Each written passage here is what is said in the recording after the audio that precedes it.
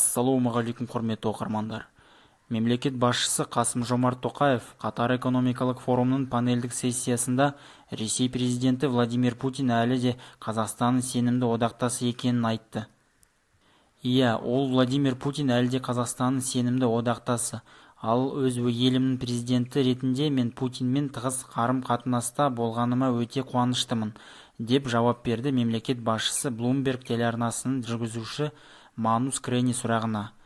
Сонымен қатар Қасым-Жомарт Тоқаев Ресей көшбасшысының жеке сұхбатында Қазақстанның Донецк пен Луганск мәселесіне қатысты ұстанымы туралы сөзіне ешқандай реакция білдірмегенін айтты.